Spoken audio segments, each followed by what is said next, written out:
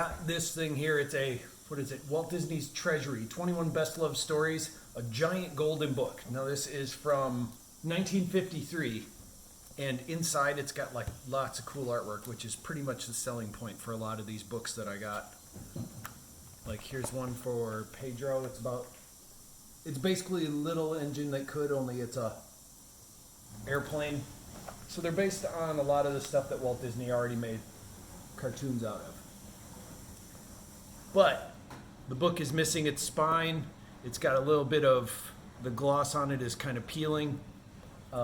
Otherwise, everything else is fine. Like the pages are intact. But I made sure to I wanted to double check that I made note of that. And there are pictures of it and everything, because I hate it when that happens. And then I got to kind of message the person and go, did you really look at the pictures?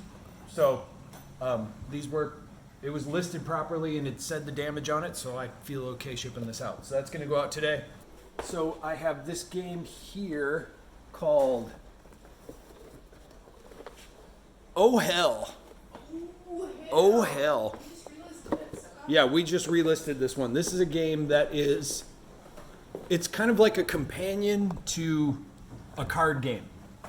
So what it says is a card game more skillful than hearts, more challenging than bridge, and more fun than poker. It has a deck of cards, and there's a score sheet, and then bidding cards, these things here, which I counted to make sure that it had the right amount.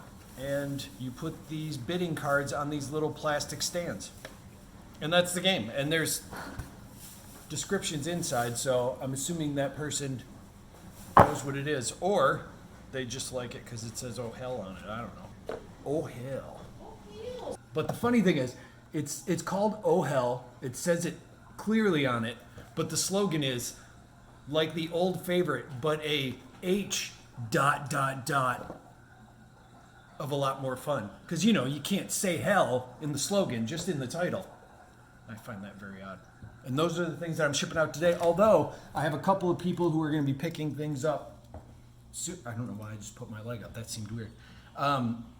Who are going to be picking things up soon. Somebody was messaging me yesterday, and he said on Wednesday he wants to get... So I have these Teenage Mutant Ninja Turtles. This one spins like that. And these ones are... head-dropping ones. So he asked me, basically he was like, give me all the Teenage Mutant Ninja Turtle stuff you got. And oddly enough, I had just sold a bunch of them and these were all I had left. So he's gonna pick that up. And then someone else messaged me about, so I'm gonna be, eventually, I'm waiting to hear back, selling these Sesame Street books from the 70s. Sesame Street Book of Puzzlers. And it's essentially just taking stills from themed Sesame Street shows with the shorts and everything and making a book out of them. See, there's pictures from the show with Bert and Ernie. That's Puzzlers. And then I got another one here, Sesame Street Book of Shapes. And it's got shapes and stuff in it. Shape. Boo. So let's get that. And then they wanted the Sesame Street Book of People and Things.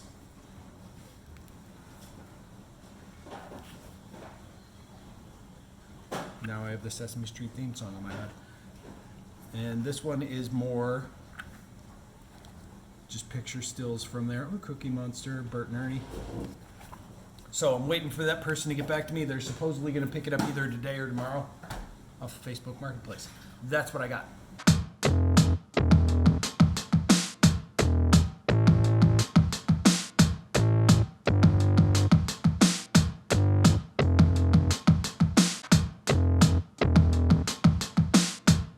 When I went into business for myself, I had changed my website and the name of what it is just to my own name. So my website is tomrayswebsite.com, but I had yet to set up the email for it. And I've been putting that off. So today I spent a lot of the time going through and setting up the actual email for the domain and forwarding it and doing that through my Google domains, which is where I host it at, which is actually pretty easy. They have a way where they're just like, do you have an email account? Do you would just want to create it with your Gmail? And I'm like, of course I do. Why not? So I did that. Then I had to go into my mailing list and so right now I have a mailing list for the podcast that each week sends out like, here's what happened this week on the website. Here are links to the newest podcast episodes and videos, things like that. But it was still sending from the old email address because I had been putting off setting up the email. So finally went through that. Then I had to go through and set up all the stuff in MailChimp, which is very thorough, but everything's all over the place. So I like had to check here. I had these email account lists.